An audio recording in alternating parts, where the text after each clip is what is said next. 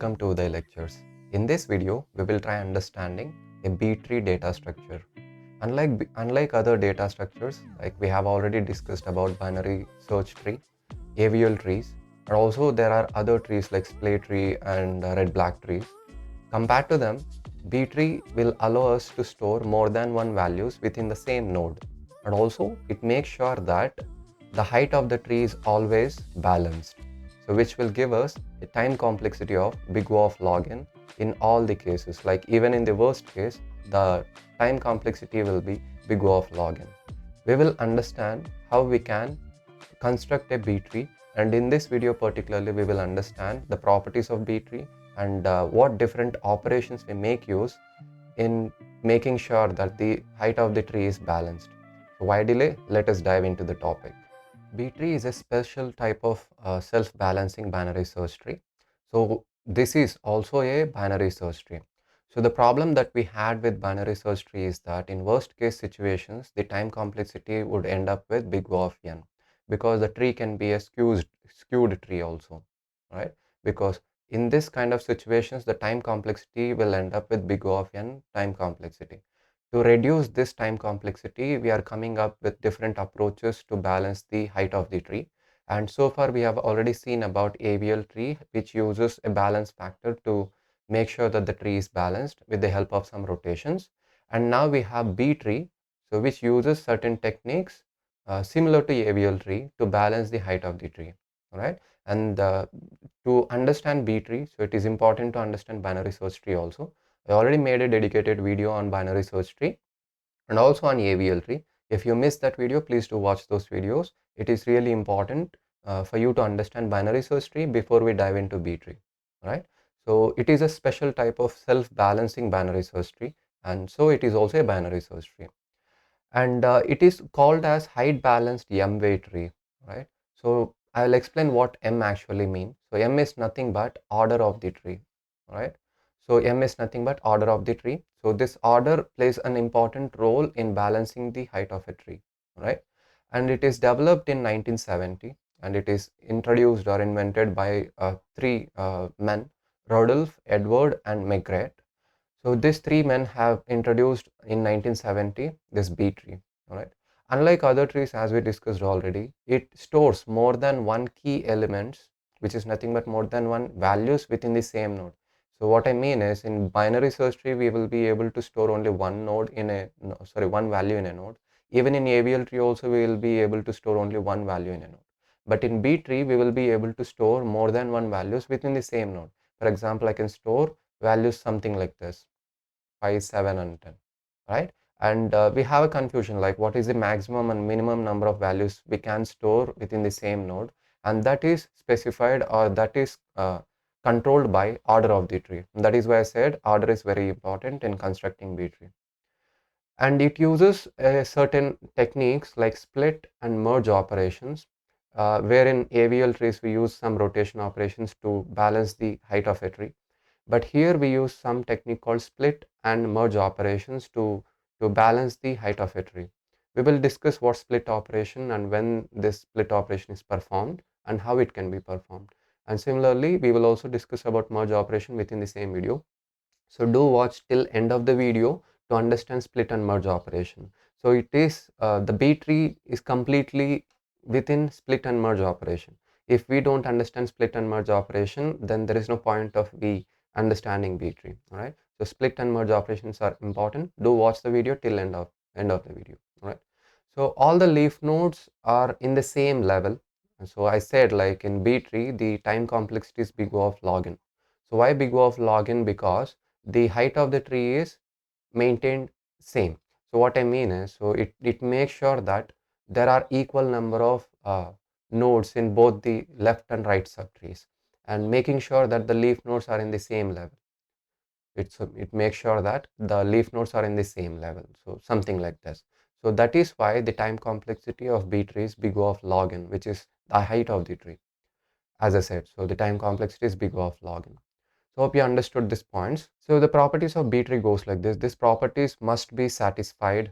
Doesn't matter how the tree actually look. Okay. All these properties must be satisfied. Only then it can be called as a B tree.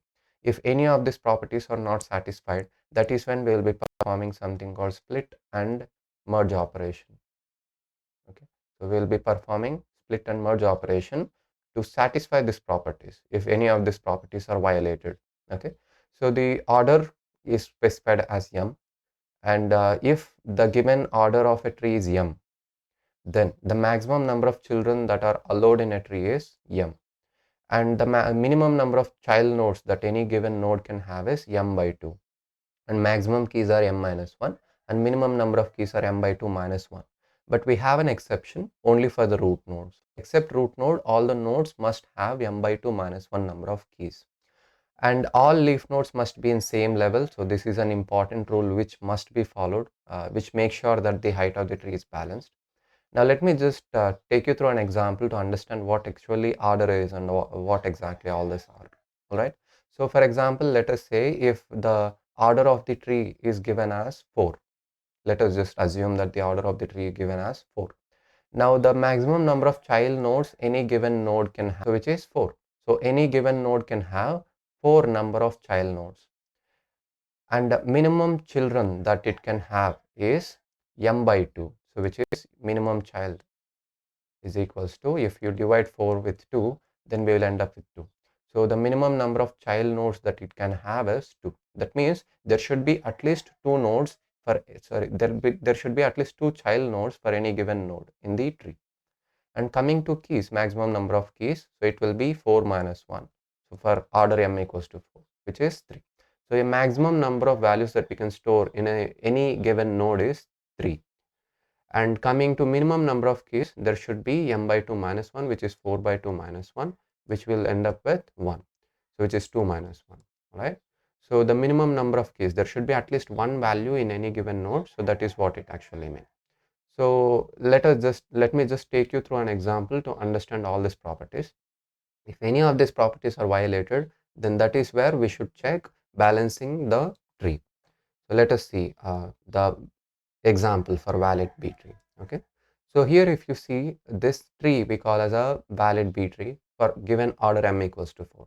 Now you tell me what is the maximum number of child nodes, minimum number of child nodes, keys and minimum keys. Okay, so here we already saw that the maximum number of keys that maximum number of children that we can have is m, so which is 4.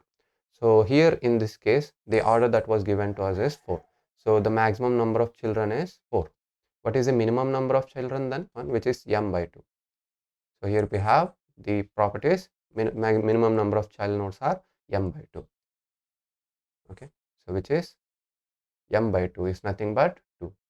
Okay, coming to the maximum number of keys that it can have is m minus 1 is the formula, and which is 4 minus 1, which will end up with 3. And coming to minimum number of keys that it should have at least is m by 2 minus 1, which is 2 minus 1, which is 1. So these are all the properties of this particular tree that it must be followed along with all the leaf nodes in the same level, and these values must be met. Okay, now we will try validating from the root node. So here root node is having only one value, so we have an exception for root node alone, that root node can have one value and more than one value, but it cannot exceed the maximum keys. All right, in this case it can have 1 or 3. Okay, now coming to this node, we have 3 number of keys, and which is satisfying the minimum number of keys. There should be at least one key value and a maximum of 3 key values. If I have one more value here, that is when it becomes a invalid node, and that is where we have to check different operations that we can perform and balance the height of the tree. Right, now if you see this node, we have 2 keys, and it is within the minimum and maximum number of keys, so satisfied, and all these keys are in the same level, so all the leaf nodes are in the same level, even that property is satisfied. And if you look into the number of child nodes it should have, so if you take this particular node, so this is one complete node, and if you take this node, uh, calculate the number of child nodes that we have. Here we have 1, 2, 3 and 4. So we have in total 4 number of child nodes. So what is the maximum number of allowed child nodes that we have, which is 4, which is satisfied. And coming to this node, so we have 1, 2 and 3. So what is the maximum number of child nodes that we should have? 4. And what is the minimum number of child nodes that we should have? 2. And here it is satisfying both the rules, and that is where we can say that this B tree is a valid B tree. And even if you look into the root node also, we have 2 number of child nodes, which is the minimum number of child nodes that it should have. All right. So some of you might confuse, and some of my students do ask this question.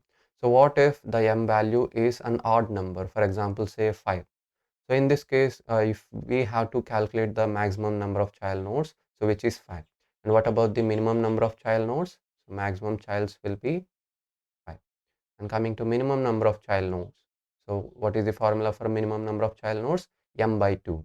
So what is M? 5. 5 by 2 will be what? 2.5.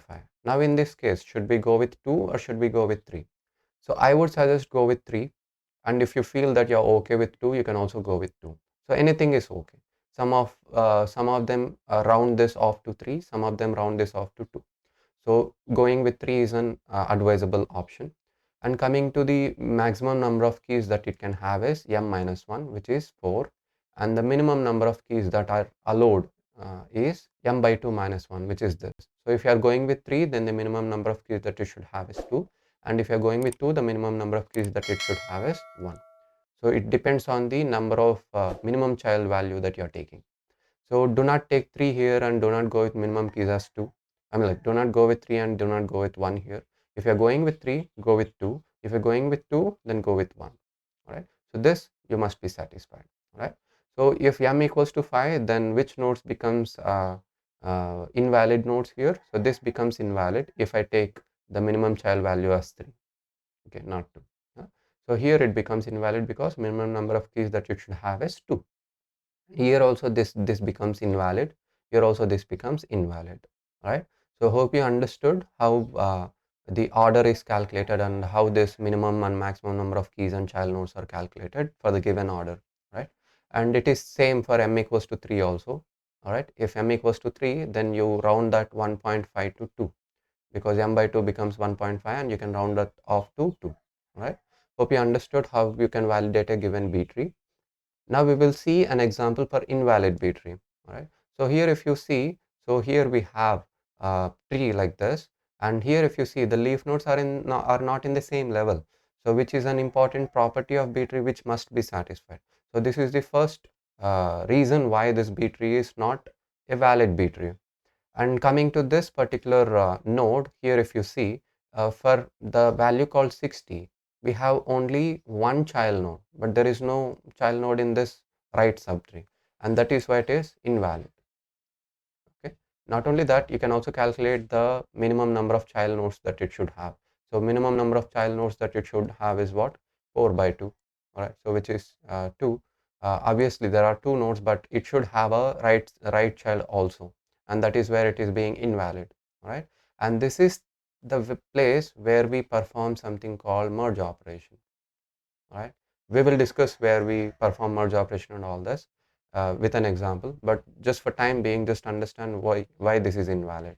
Okay. So if there is a node in B tree, there must be a left child and right child. Right. This is the basic condition which must be satisfied. There should definitely be a left child and right child. Okay. And here if you take this particular node here, and even for this value 15, there is a left child and right child, but for 25 there is only left child but there is no right child, so this is also invalid node.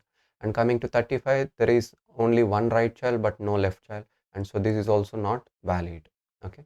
Here also if you see, there is only one child for 7, and there is no right child for this, and that is why it is not valid. Okay. So this all properties are being violated, and that is why we say that this B tree is not a valid B tree. Okay. So do remember this rule also. So there must be for any given node a left child and also a right child. So if there is only one child, then that node is not a valid node. Okay. So B tree uses a special technique, as I said. So it uses something called splitting operation and joining operation. Some of them call this also a merging operation. All right. Why it performs this or uses these operations are to make sure that all the properties of B tree are satisfied, which is indirectly checking the height of the tree. So if height of the tree is not balanced in all the nodes, that is when this particular operations are performed. And indirectly we can say that if any of the properties are violated, that is when we will be performing the splitting and joining operation, right? And as I said, so split or join operations are applied when the properties of B tree are violated, right? It can be any property. It can be leaf nodes property, it can be minimum child, maximum child, or minimum key or maximum key, and that is when we will be performing this split or join operations, right? Now we will see about split operation with an example. So split operation is used in insertion operation of B tree, right? So this is specially used only in insertion operation. And when can we apply the split operation? Split operation is applied when maximum number of keys are exceeded in a node. So I said that, so if m equals to 4, right, there should be a maximum of how many keys? The maximum of keys that are allowed here is m minus 1. What is m minus 1 in this case? Which is 3, right? So if for example, if I have a node like this, if I have a node like this, for example, 1, 5, uh, 8, and give me one more number, maybe 10, right? So what is the maximum number of keys that are allowed in a node for the order 4, which is 3? But here how many values or keys do we have in the same node, which is 4, which is violating the rule of B tree. So this is where we will perform something called split operation, and split operation is very simple. So what we just do is we find something called median here, right? So median is nothing but the total number of values divided by 2. So what is the total number of values that we have, which is 4. So we will be doing 4 by 2, which is 2. So we will be taking the index 2 and then we will make that index 2 node or value as root node now. So if you take the index values like this 0, 1, 2 and 3. In this case, what will happen? This particular 8 becomes our root node now. So the tree would change into something like this. 8 becomes our root node now, and 1 and 5 will become the left child, and 10 will become our right child. So this is how split operation is actually performed, right? So now if you have, let us say I have some nodes here also like 20, 30 and 40. Now again we should perform something called split operation for this. So how would the tree change into? The tree would change into something like this. So here the median value is 30 because this is index 2, right? Yeah. Now 30 will be pushed into something called root node, and this becomes left tree and this becomes right tree. So the tree will change into something like this. 8 and 30 goes to the parent node. I said that in B tree it allows us to store more than one key values in the same node. Yeah. So for 8 we have 1 and 5 as left child that will be staying as it is. Right. Now we will have 10 and 20 here, which is the left child of 30 and right child of 8. Now the remaining value goes into the right child, which is 40. Now if you see, we have 3 different child nodes which are in the same level, and coming to the parent node we have 2 values within the same node. So here what is the maximum number of keys that are allowed in a node? So which is m by 2. So what is m by 2? Which is 2. So here the rule is not violated, and that is why we are not maximum number of keys are 3. So it is not being violated, so we follow, we say that this tree is valid tree, right? And if in case here also, if there are exceeding keys, like say 4 keys, again we will split this into left child and right child, and this will go to the top level.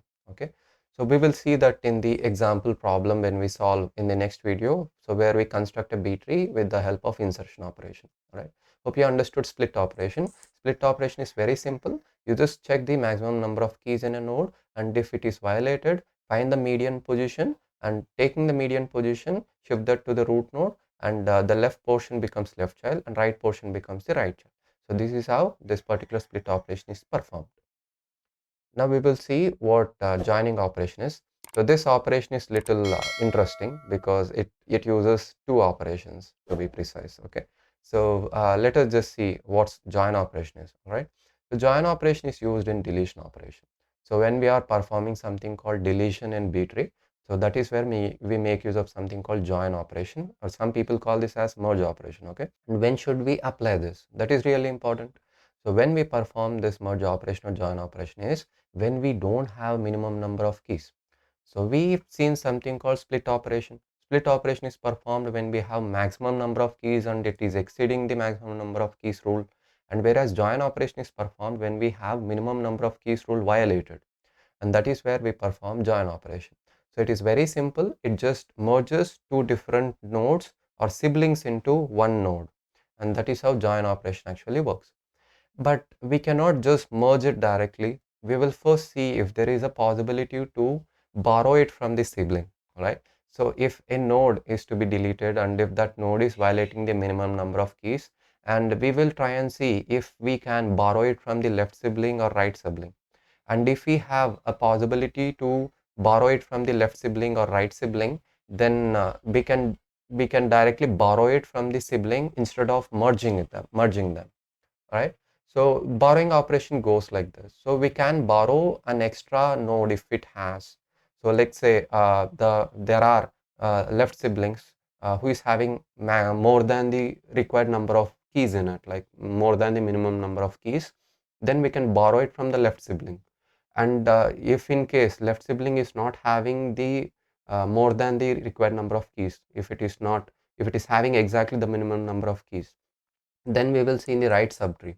And if right sibling is also not having the required number of keys, or if it is having the exact minimum number of keys, that is when we will go with something called merging operation. Okay, so here if you are going to borrow it from the left sibling, we are going to take something called in order predecessor.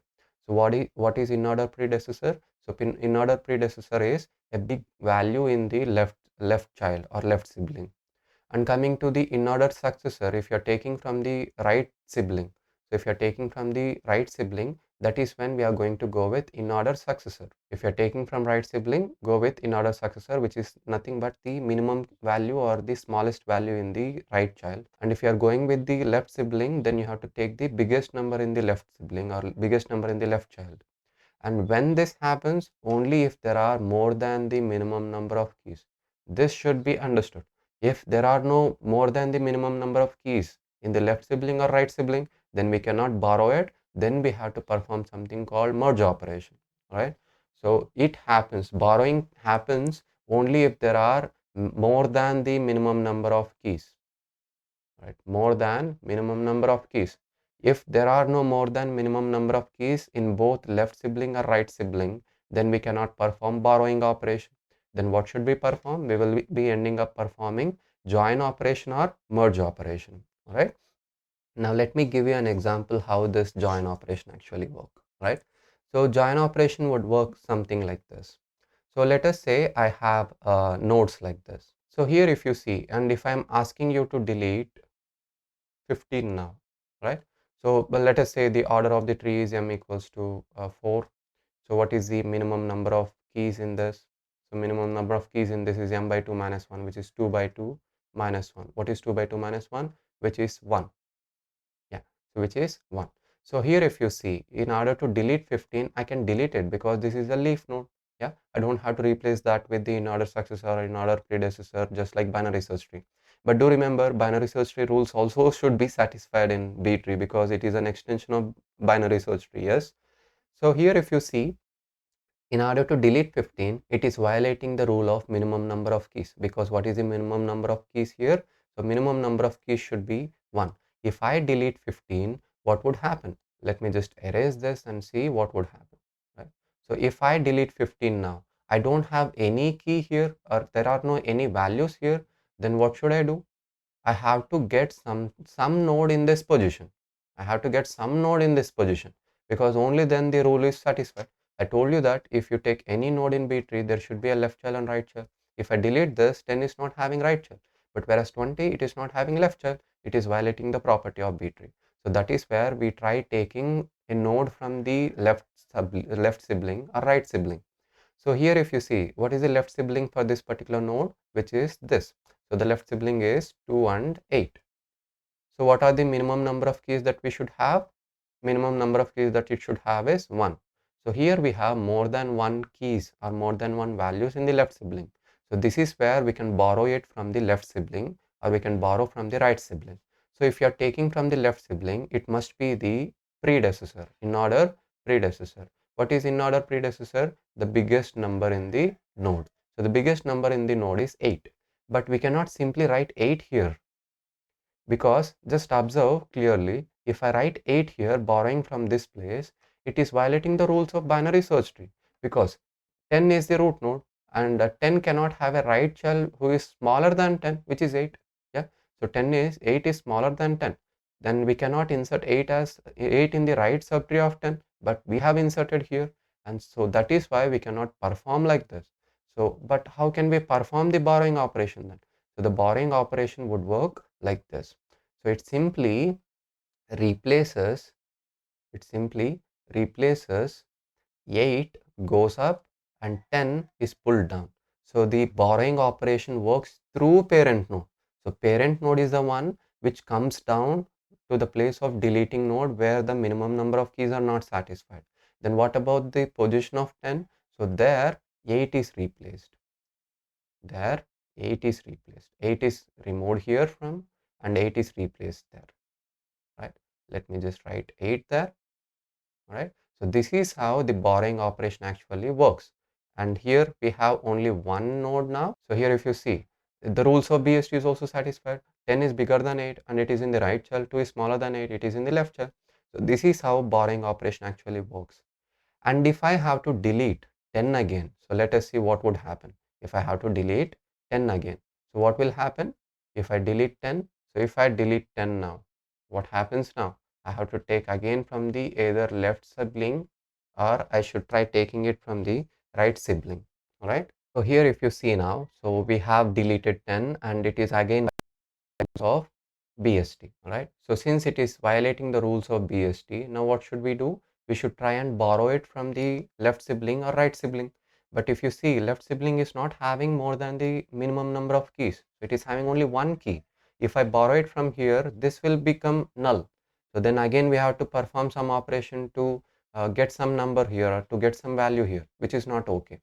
So what we do now, this time we will see if right sibling can borrow a value to this particular node. So in this case, right sibling is having, so this is the right sibling is having more than the required number of minimum keys. So now here I can borrow a value from this side to this side. And here, so if we are going with in order right sibling, then we have to get something called in order successor. What is the in order successor? The smallest element, right? So what is the smallest element in this? 30. Now I told you that we cannot put directly 30 here. We have to swap 30 to the parent node and parent node comes down. So what is the parent node here? 20. And 30 goes up. So since 30 goes up, we can delete it. It is deleted because it is going up, right? And here in place of 20, so we got something called 30, right? So we have 30 here, right? Now if you see, the rules of BST also satisfied, that 30 is left child is 20 and 30 is right child is 40, and we have two child nodes for every given key value in the node. Yeah, and all the leaf nodes are in the same level, and it is also satisfying the minimum number of keys that it must have. So this is how the borrowing operation actually works. Now let me explain how merge operation works. All right. So merge operation, let me just take this same example, the updated tree. And if I am going to ask you to delete some node, so here that is when this things gets more interesting. All right. Now coming to the merging operation. So when we end up with merging operation. So for example, if I am asking to delete something called 20, delete 20 now, right? So now if I have to delete 20, so since it is a leaf node, I can directly delete it. Yes, so that is possible. So what can I do? I can delete 20 directly. But if you see now, the rules of BST are not satisfied, because, so why did I do, yeah. So if I, after deleting 20, I cannot borrow it from the left sibling, or I cannot even borrow it from the right sibling, because they don't have more than the minimum number of keys, because the minimum number of keys that it should have is 1. So we have one key here, one key here. I cannot borrow from the left sibling or not even from the right sibling. So this is where the join operation or merge operation comes into picture. Okay, and how this merge operation actually works is, it tries pulling the root node from top to the bottom. Okay, so for example, so if I have to if after deleting 20, how the tree would change is, it would change into something like this. So 30 and 8 is merged with 2. Okay, and what about this right child? It stays as it is. So this is how merge operation actually works. So what it simply does is, it tries merging. So it since it is empty, so this tries merging with either left sibling, or it tries merging with right sibling. So if it is merging with left sibling, it just merges not only the values, it also merges the parent node. So here it is trying to merge with something called left sibling. So here it is going to take the parent node, which is 8, and it merges with 2. So that is why the left child became 2 and 8. And it can also happen in other way. So what is the other way? Let me just write that for you. So the other possibility would be something like this. So if it is going to merge with the right sibling, because this can also merge with right sibling, because it cannot borrow from right sibling, it can also merge with right sibling. So the updated tree would be something like this. It goes to parent and it pulls parent also to merge with this particular node, which is 40. So the updated tree would be looking something like this. 8 will be the parent node. 8 is having a left child, which is 2, and coming to the right child, since it is merging to the right child, right sibling, it merges with parent node. So 30 and 40. So this is how the join or merge operation actually work. And in order to merge any with any sibling, then we have to merge with the parent, not just the siblings, with the parent. And also, if you're trying to borrow a value from the siblings, you have to borrow through the parent node. You cannot borrow directly from the sibling. You have to borrow it from the root node, which is the parent node. So this is how the join operation and merge borrowing operation also works. Hope you have understood how this split operation and join operation works. If you don't understand them and if you have any confusions, do rewatch the video, because this split operation and merge operations are really important to perform operations on BTree. Alright, so these operations are really important. Alright, hope you understood this video. Free to mention them in the comment section. Alright, I'll definitely respond back to the comments that you comment in the video. And if you have not understood the video, please do rewatch the video. And if you have any doubts, do mention them in the comment section. And if you like the content of this video, do like this video, so that this video will be recommended to many other students just like you, are willing to learn data structures effectively.